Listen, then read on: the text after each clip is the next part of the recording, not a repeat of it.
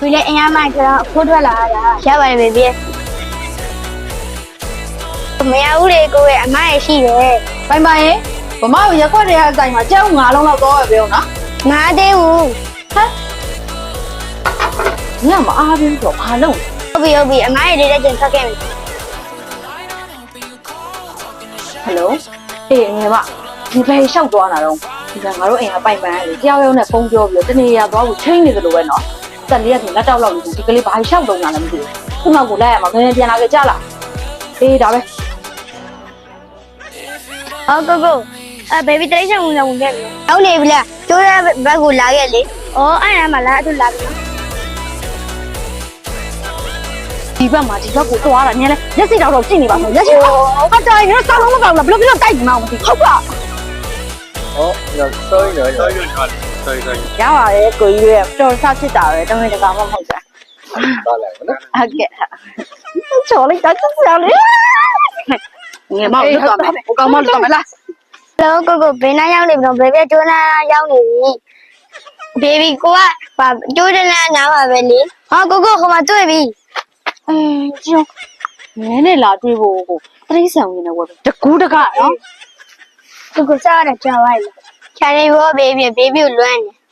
ဘေဘီလည်းအင်အားမိုက်ဆိုတော့ခိုးထွက်လာတာရပါတယ်ဘေဘီ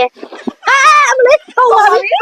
ပါကာလာမကားလေးမလေးအားရဲငါတို့ညီမလေးကိုမြန်ညမ်းဟဲ့နင်ဘာကောင်းလဲနင်ငါတို့ငါညီမနဲ့လုံးဝသဘောမတူနိုင်ဘူးကျချီချီမခွဲပါနဲ့ဗျာအောင်မနင်တို့ချီချီကိုမခွဲပါနဲ့လေဘာလေးနဲ့ခွဲတော့ပါဖြစ်လေလူကလက်တောက်လောက်လေးရှိသေးရီးစားထားခြင်းလေဒီမမရဲ့သမီးတို့ချီချီကိုမခွဲပါနဲ့ဟဲလူကပြင်လက်တောက်လောက်လေးရှိသေးတယ်သမီးတို့ချစ်ချင်းတွေဘာတွေပြောနေသေးနင်တကန်းတောင်ပြအောင်တက်ရသေးရီးစားနဲ့တရိษံဝင်နေမှာလာပြီးချင်းတွေ့ရပါဟုတ်တယ်တော့အမလေးနင်တို့အိမ်ရောက်မှအမေနဲ့ကိုတိုင်ပြောမယ်ဟဲ့ဟိုအကောင်နေလိုက်သဘောမတူနိုင်ပြန်သွား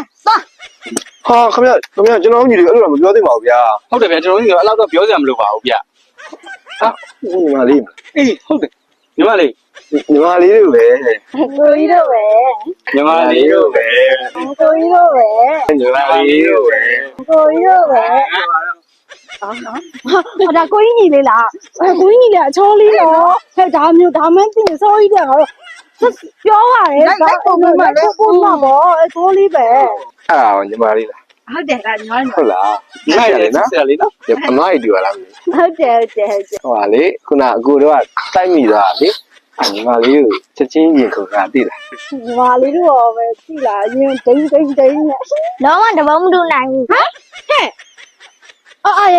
ညို့သဘောတူလားမတူလားလို့ငါတို့ကမေးနေလို့လားဟဲ့အဲ့လိုသမီးတို့လည်းတဘောတူလေဟမ်နင်တို့သဘောတူရမယ်